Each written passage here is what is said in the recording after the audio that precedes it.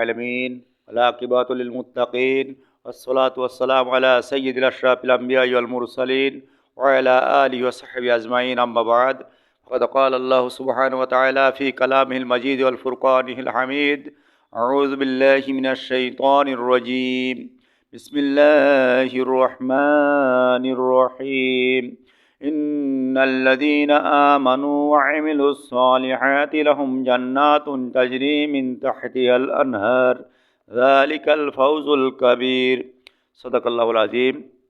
সর্বপ্রথম সেই মহান রবের দরবারে শুকরিয়া আদায় করি যে মহান রব দুনিয়ার সমস্ত কাজ থেকে ফারেক করে আজকের এই বরকতময় মুবারকময় দিন জুমার দিনে জুমার নামাজ আদায় করার উদ্দেশ্যে জুমার পূর্ব মুহূর্তে মসজিদে সমবেত হয়ে আমলের নিয়তে কিছু কথা বলার এবং শোনার তৌফিক যে মুনিব দান করলেন শুকরিয়া আদায় করি। সবাই বলি আলহামদুলিল্লাহ। দুরূদ সালাম পাঠ করি মানবতার মুক্তির দিশারে সাইয়্যিদুল মুরসালিন আশরাফুল আম্বিয়া খাতামান নবীন মুরুদুল আল বিশ্বনবী মুহাম্মদুর রাসূলুল্লাহ সবাই বলি সাল্লাল্লাহু আলাইহি ওয়াসাল্লাম। সম্মানিত উপস্থিতি, আমি আপনাদের সামনে সূরা বুরুজের 11 নম্বর আয়াত তেলাওয়াত করেছি। এরই আলোকে সংক্ষিপ্ত পরিসরে কিছু কথা বলব ইনশাআল্লাহ। আমা তাওফিকি ইল্লা বিল্লাহ আলাইহি তাওয়াক্কালতু ওয়া ইলাইহি উনীব। আমরা যারা মসজিদে আসছি, এখন উপস্থিত আছি, এরপরে যারা আসবে, আমাদের জীবনের একটাই লক্ষ্য যে আল্লাহ রাব্বুল আলামিন যেন আমাদের জন্য জাহান্নাম হারাম করে দিয়ে জান্নাতের দরজাটা খুলে দেয়, ঠিক কি না? আমরা জান্নাত চাই, আল্লাহ কবুল করে নিক, সকলে বলেন আমিন। তো আমরা যারা মসজিদে আছি, আমরা তো সবাই জীবিত মানুষ নাকি না মরা মানুষ? জীবিত মানুষ। জীবিত মানুষ যার জীবন আছে এই হলো জীবিত, নাকি? তো আমরা জীবিত মানুষ। তা প্রতিটা মানুষের ভিতরে দুটি পার্ট রয়েছে। কয়টি পার্ট বললাম? দুটি পার্ট রয়েছে। দুটি পার্ট মিলে একটা মানুষ। একটা হলো বডি আর একটা হলো রুহু। একটা বডি আর একটা কি? রুহু। এখন এই বডি যখন অসুস্থ হয়ে যায়, মাটির তৈরি বডি যখন অসুস্থ হয়ে যায়, তখন আমরা মাটির তৈরি বিভিন্ন প্রকার ফল ফলাদি খাই, ঠিক কিনা? ভিটামিনের অভাব হয়ে গেলে আপেল খাই, আঙ্গুর খাই, বেদানা খাই, সব তো মাটিতেই হয়, ঠিক কিনা? আবার যখন গুরুতর অসুস্থ হয়ে যায় তখন আমরা ডাক্তারের কাছে যাই কিনা? ডাক্তারও কিছু ওষুধ দেয়, এই ওষুধগুলো তো মাটি থেকে তৈরি। মাটি থেকে তৈরি কিনা?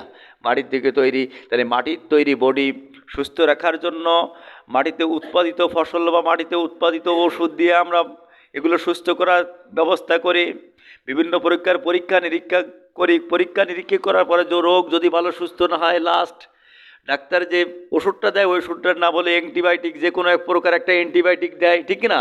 রোগ প্রতিরোধ ক্ষমতার আরও ভালো করার জন্য শরীরের ভিতরে যে রোগ প্রতিরোধ ক্ষমতা আছে, এই প্রতিরোধ ক্ষমতাকে আরও বৃদ্ধি করার জন্য একটা অ্যান্টিবায়োটিক দেয় কিনা? এটা শরীরকে সুস্থ করার জন্য দেয়। কিন্তু আমাদের ভিতরে যে আর একটা পার্ট আছে, ওই পার্টটার নাম হলো রুহু। ওই পার্টটার নাম কি? রুহু। আল্লাহ রাব্বুল আলামিন নবীকে বলছেন ইয়াসালুনাকা আনির রূহ, ও নবী আপনার কাছে যদি প্রশ্ন করে রূহ কি জিনিস, আপনি বলেন কুল রূহ মিন আমরি রাব্বিহি। রূহ হলো আমার একটা আদেশপত্র, প্রত্যাদেশ মাত্র। তাহলে জান্নাতে আমরা যেতে চাই, জান্নাতে কি বডি যাবে না রূহ যাবে? বলেন। রুহু যাবে। বডি তো মাটির তৈরি, বডি কবর এই মাটিতে খেয়ে ফেলবে। এই মাটির তৈরি বডিকে পরিচর্যা করার জন্য, এই মাটির তৈরি বডিকে সুস্থ রাখার জন্য আমরা অনেক আপ্রাণ চেষ্টা করি। এখান থেকে এই ডাক্তার থেকে ওই ডাক্তার, প্রয়োজনে ভারতেও যাই ট্রিটমেন্টের জন্য, ঠিক না? আমিও 12 বার গেছি ভারতে ট্রিটমেন্টের জন্য। আমরা বিদেশে যাই, বিভিন্ন দেশে যাই, বিভিন্ন ডাক্তারের কাছে যাই, বিভিন্ন পরীক্ষা নিরীক্ষা করি মাটির তৈরি বডিকে সুস্থ রাখার জন্য। কিন্তু আমার ভিতরে যে আর একটা পার্ট আছে, যে পার্ট ছাড়া এই বডি অচল, ওই পার্টটা যখন আমার ভিতরে থাকবে না, তখন কিন্তু আমাকে কেউ আর রফিকুল ইসলাম বলে ডাকবে না। ডাকবে রুহু যখন থাকবে না, তখন বলবে রফিকুল ইসলামের লাশ, ঠিক না? রফিকুল ইসলামের লাশ। তখন কিন্তু আমাকে আর রফিকুল ইসলাম বলে কেউ ডাকবে না, বলবো লাশ, ঠিক না? তাহলে ওই যে পার্টটা, যে আদেশটা আমার ভিতরে, আল্লাহ রাব্বুল আলামিনের যে প্রত্যাদেশ, যে আদেশটা আমার ভিতরে থাকার পরে আমি রফিকুল ইসলাম, আমি মানুষ, ওই পার্টটা যখন চলে যাবে, আমার ভিতর থেকে আলাদা হয়ে যাবে, বডি থেকে যখন রুহু আলাদা হয়ে যাবে, তখন বডি কি বলবে? লাশ। আর রুহু তো চলে গেছে, বিচার কিন্তু শুরু হবে রুহের পরে, ঠিক না?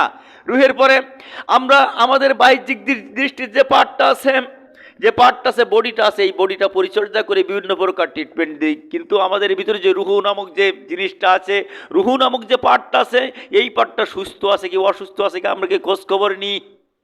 বলেন খোঁজখবর নিই? খোঁজখবর কিন্তু নিয়ে নে। ওইটা যদি ওয়াসাল হয়ে যায়, আমার জান্নাতের দরজা বন্ধ হয়ে যাবে, জাহান্নামের দরজা খুলে যাবে। ওইটা যদি সতেজ থাকে, ওইটা যদি আল্লাহ প্রদত্ত বিধান, রসুল প্রদর্শিত আদর্শে মেনে চলাফেরা করে, তবে ওইটা হবে সতেজ। আর সতেজ হলেই তো জান্নাতের দরজা খুলে যাবে, ঠিক কিনা? জান্নাতের দরজা খুলে যাবে। তো আমরা যেতে চাই জান্নাতে, ঠিক কিনা? যেতে চাই জান্নাত, আল্লাহ কবুল করে নিক, সকলে বলেন আমিন। তো জান্নাতে যেতে গেলে ওই রুহু নামক যে পার্টটা আছে আমার ভিতরে, বডির খেসার ভিতরে যে রুহুটা আছে, ওই রুহুটাকে ইসলামী আদর্শে আদর্শিত করতে হবে, রসুল প্রদর্শিত পন্থায় ওকে পরিচালিত করতে হবে, ঠিক কিনা? তো নামাজ না পড়া তো রসুল প্রদর্শিত পথ নাকি? তো নামাজ না পড়া তো রসুল প্রদর্শিত পথ না। ম্যাক্সিমাম লোক দেখবেন জুমার নামাজ পড়তে আসে, ওক্তীয় নামাজের খোঁজ খবর নেই, ফজরের খোঁজ খবর নেই, আসরের খোঁজ খবর নেই, অন্য দিনে জোহরের খোঁজ খবর নেই, মাগরিবের খোঁজ খবর নেই, ঈশার খোঁজ খবর নেই। এই জাতীয় লোক দু একজন আসে না মসজিদে, জুমায় আসে, কিন্তু জুমার নামাজ পড়ে কি কি জানাতে চাই যে মওলা আমি তোমার ডেকে সাড়া দিচ্ছি, আমি জান্নাত চাই, ঠিক কিনা? জান্নাত চাই। তো একটা পাঠের বিনিময়ে কিন্তু জান্নাত হবে না। দুটো পাঠ সমন্বয় করে এই বডি আর রুহু মিশ্রণে সমন্বয় করার পরে যে ইবাদত বন্দি করা হবে, শুধু রুহু দিয়ে কিন্তু ইবাদত করা যায় না, যায় বডি আর চলতেস না, বডি দাঁড়াতে পারতেস না। তাহলে তো রুহু দিয়ে, রুহু আমার ভিতরে সতেজ আছে যেহেতু, এখনো কথা বলতে পারতেছি, নিঃশ্বাস নিতে পারতেছি, তাহলে তো বডি তো ওর ভিতরে সতেজ আছে। কিন্তু রুহু তো সসাল আছে, কিন্তু বডি তো অসাল। বডি অসাল থাকলে কিন্তু ইবাদত করা যাবে না। তাহলে ইবাদতের ক্ষেত্রে বডির যেমন প্রয়োজন, রুহুর ওই রকম প্রয়োজন, ঠিক কিনা? কিন্তু আমরা কিন্তু এই রুহুর খোরাক দেয় না, আমরা শুধু বডির খোরাক নিয়ে ব্যস্ত আছি। আবার যেতে চাই জান্নাতে। রুহু কোথা থেকে আসছে বলছি?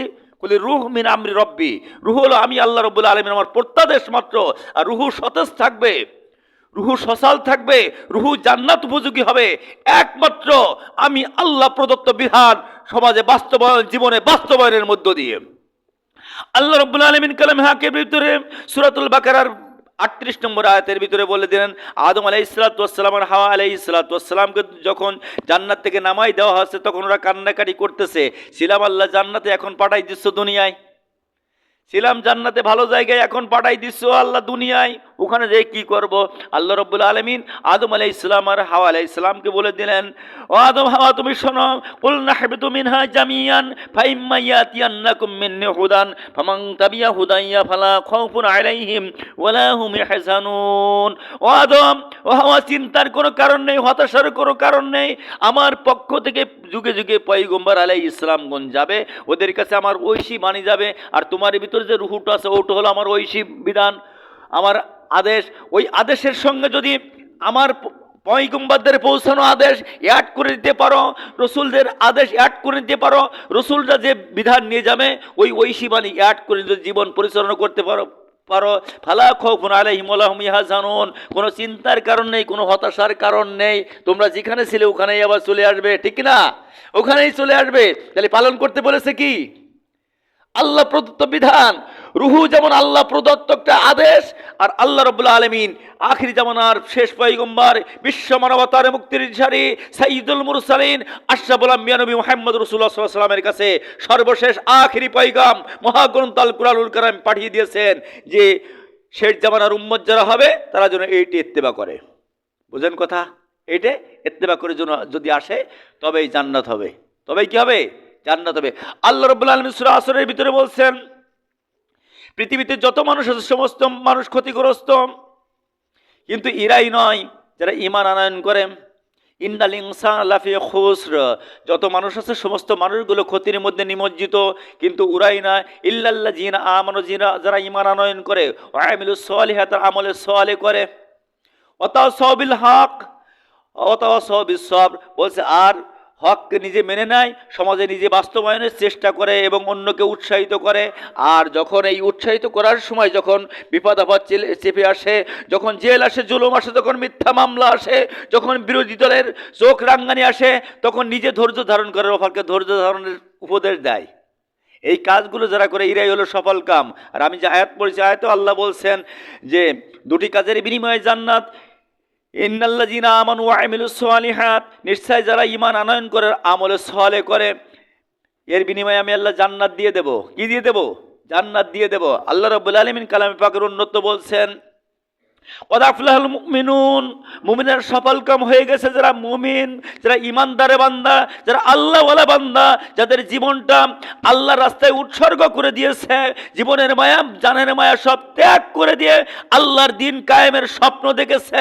আল্লাহ বলছেন আমি এদেরকে জান্নাত দিয়ে দিছি। জান্নাত কি দিয়ে দিছি? দেব না, জান্নাত দিয়ে দিছি। কদ আফলাহাল মুমিনুন, মুমিনের সফল কাম হয়ে গেছে। মাঝির আগে যদি কোয়াদ আসে তার অর্থ কি আসে? নিশ্চিত হয়ে গেছে, নিশ্চিত জান্নাতীরা। আল্লাহ রাব্বুল আলামিন অন্যত্র বলেছেন ওয়ালা তাহিনু ওয়ালা তাহজানু ওয়া আনতুমুল আ'লাউনা ইন কুনতুম মুমিনিন। কোনো ভয়ের কারণ নেই, হতাশার কারণ নেই। আমি তোমাদেরকে অবশ্যই বিজয় দান করব যদি তোমরা মুমিন হও। আর এই বিজয়ের মূল যে জায়গাটা, এই জায়গাটার নাম হলো জান্নাত। এই জায়গাটার নাম কি? জান্নাত।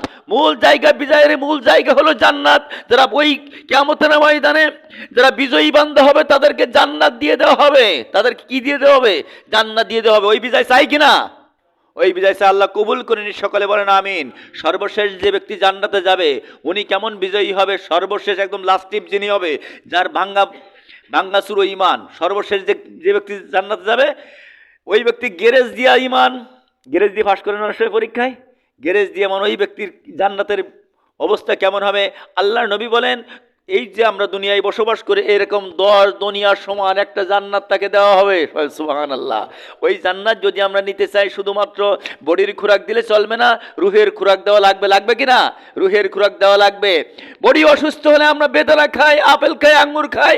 আর ওই রুহুকে সতেজ করার জন্য আল্লাহর দরবারে সুজুদ পেশ করতে হবে। আল্লাহ প্রদত্ত বিধান, রাসূল প্রদর্শিত যে পথ আছে এই পথটা সমাজে বাস্তবায়ন করতে হবে। নিজের স্ট্রাকচার বা বডির ভিতরে ওটা লালন পালন করতে হবে, ঠিক কিনা?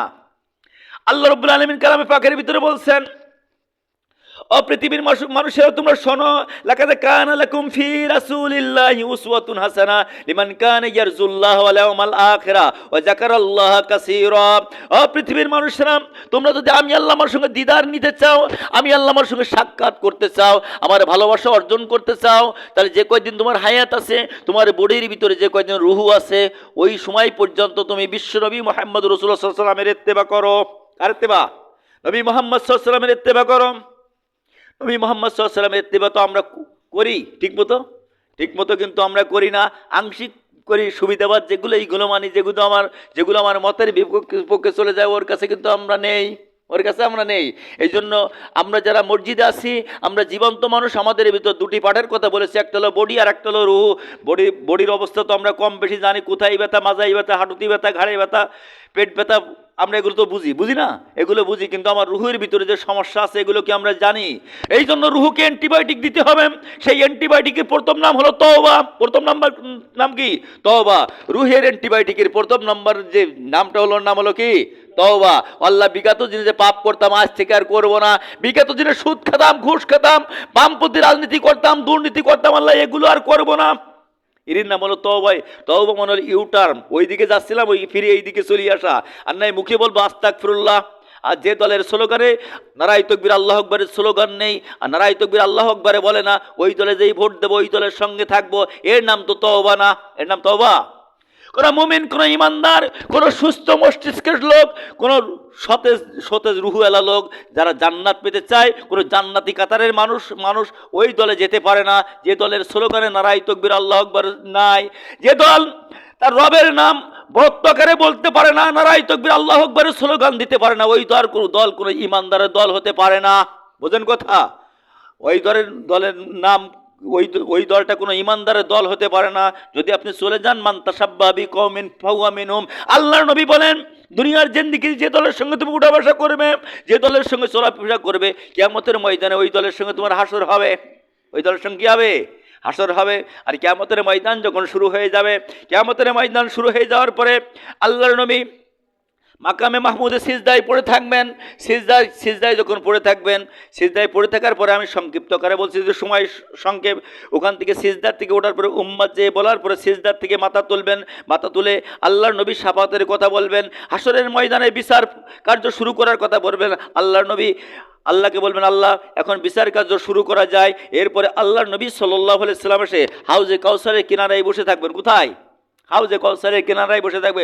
আল্লাহর নবী বলেন বুখারীর রাওয়ায়াত, ইন্নী ফারাস্তুক বলল হাউজ, আমি হাউজে কৌসারের কিনারায় বসে থাকবো। মান মাররা আল্লাহ সারিবা, যে ওর পাশ থেকে যাবে আমি তাকে এক এক গ্লাস করে পানি দেবো। অমান সারিবা লাম ইয়াদমা আবাদা, আর যে ব্যক্তি একবার এক গ্লাস পানি পান করবে ওর জীবনে আর পিপাসা লাগবে না, জীবনে আর কখনো পিপাসা লাগবে না। অর্থাৎ হাউজে কৌসারের পানি যে পেয়েছে যে নিশ্চিত জান্নাতি, সে কি নিশ্চিত জান্নাতি। হাউজে কৌসারের পানি চাই তো, আল্লাহ কবুল করেনি, সকলে বলেন আমিন।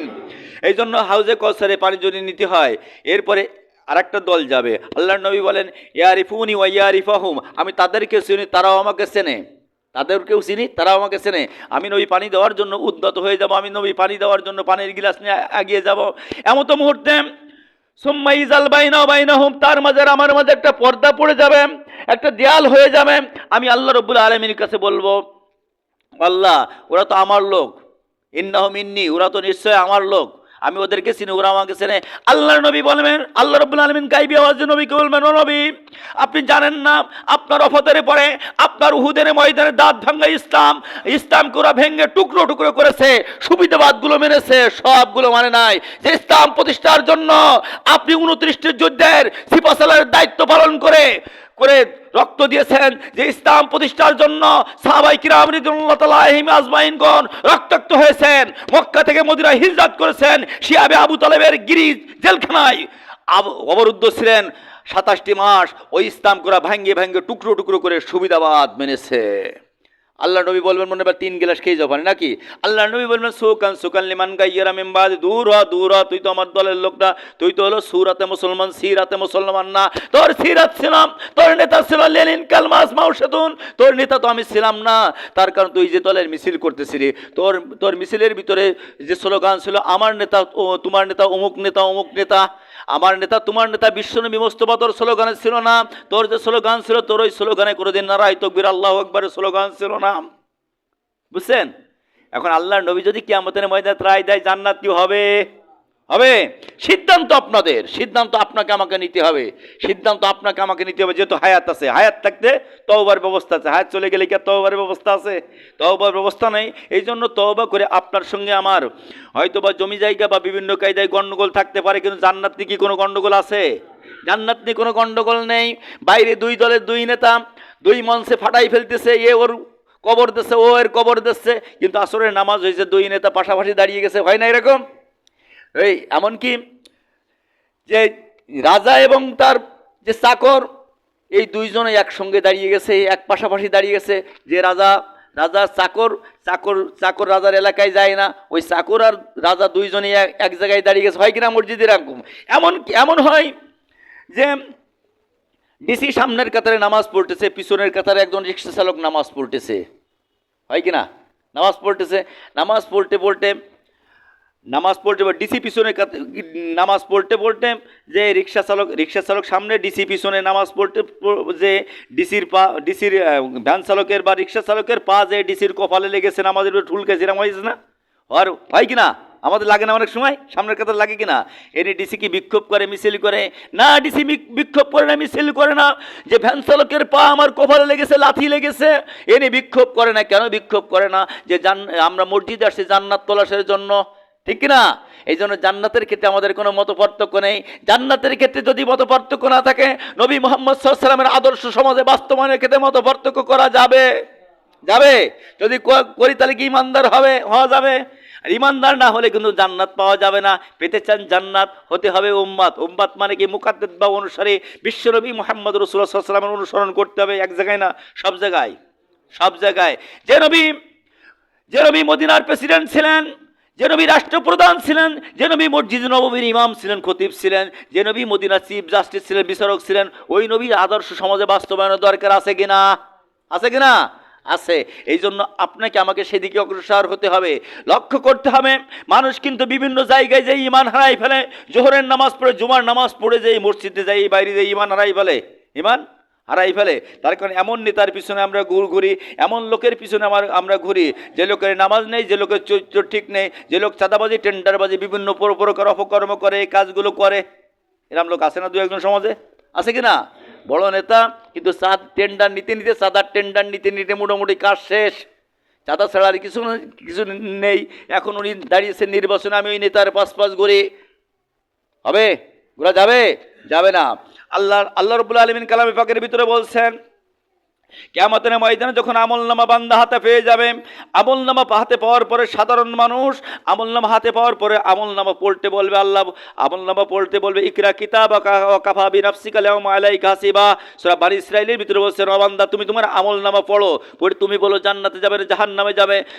আমলনামা পড়ার পর দেখবে যে ট্রাক ট্রাক গমসুরির গুনাহ আমলনামায় লেখা, বলবে, ও আল্লাহ আমি তো কোনোদিন মেম্বারও ছিলাম না, চেয়ারম্যানও ছিলাম না, আমি তো জোন বিচি খাতাম আর এই কাজ করতাম, আমার আমল নয় ট্যাক ট্যাক গমসুরির গুনাহ কেন আল্লাহ? তোমার ফেরেশতারা আমার সঙ্গে জুলুম করেছে, আমার সঙ্গে জুলুম করেছে, এই কাজ তো আমি করিনি।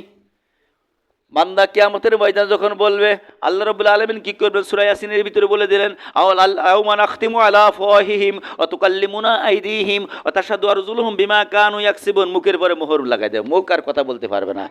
পা বলবে, আমি পা সাক্ষী হাঁটিয়ে হাঁটিয়ে পাল্টের ভোট সেন্টারে যাই গাঁজাখোর মেম্বার হতে সিল মারিলাম।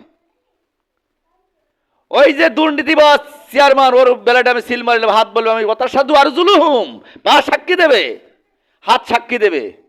তখন আল্লাহ বলবো না জান্নাত দিয়ে দিলাম নাকি? আল্লাহ বলবো, ওয়াসিকাল্লাযীনা কাফারু ইলা জাহান্নামা যুমারা, বিচারের আর দরকারে রেখে ছাগলের পালের মতো বাড়ি জাহান্নামে নিয়ে যা। কোথায়? জাহান্নামে নিয়ে যায়। আমরা কোথায় যেতে চাই? জান্নাতে। নিয়ে যাচ্ছে কোথায়? জাহান্নামে। সুতরাং জাহান্নামের পথ থেকে আপনাকে ফিরে আসতে হবে, রুহুটাকে সতেজ রাখতে হবে, বডিটাকে সতেজ রাখতে হবে। যদি আমরা পারি তবে আল্লাহ রাব্বুল আলামিন জান্নাত দিয়ে দেবে, ঠিক না? জান্নাত দিয়ে দেবে। তার কারণ আল্লাহ পাক আমাদের সঙ্গে কোনো পার্সোনালিটি করতে চায় না। আল্লাহ বলেন, উদউনি আস্তাজিব লাকুম, কোন বান্দা আসো কি আমাকে ডাকার মতো, আমি তার ডাকে সাড়া দেবো। ফাজকুরুনি আযকুরকুম, ও বান্দা তুমি আমাকে ডাকো একবার, আল্লাহ বলো আমি 70 বার তোমার ডাকে সাড়া দেবো। কয়বার? 70 বার সাড়া দেবো। ও বান্দা তুমি আমাকে ডাকো, তওবা করে আমার দ্বারে ফিরে আসো, তওবা করে আমার ডাকে ফিরে আসো। রসুলের আদর্শের সঙ্গে আদর্শ মিলাও, রসুলের কর্মের সঙ্গে তোমার কর্ম মিলাও। কে বলছেন? আল্লাহ বলছেন। মানা তো মুস্তাহাব নাকি? মানা মুস্তাহাব।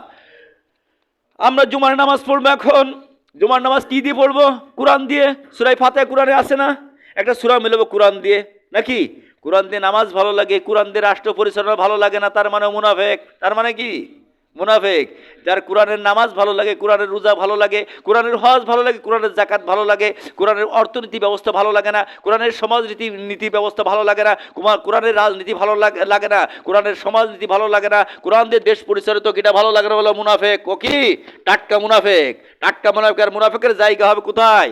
জাহান্নাম। ইন্নাল মুনাফিকিনা ফি দারকিল আসফালি মিনান নার। মুনাফিকের জায়গা হবে জাহান্নামের সবথেকে নিম্ন স্তরে। আমার ব্যক্তিগত কথা, ইন্নাল্লাহ জামিউল মুনাফিকিনা ওয়াল কাফিরিনা ফি জাহান্নামা জামিয়া। আমি আল্লাহ রাব্বুল আলামিন কিয়ামতের ময়দানে মুনাফিক আর কাফেরদেরকে জাহান্নামের ভিতরে একত্রিত করব। আগে কিরা? মুনাফিক। এই জন্য আমাদেরকে ফিরে আসতে হবে। আল্লাহ রাব্বুল আলামিন তৌফিক দান করুন। সকলে বলেন আমিন। সকলে বলেন আমিন। তো যে কথাগুলো বললাম, আল্লাহ রাব্বুল আলামিন আমি আমাদের সকলের বাস্তব জীবনে আমল করার তৌফিক দান করুন। সকলে বলেন আমিন। ওয়া মা তাওফীক ইল্লা বিল্লাহ।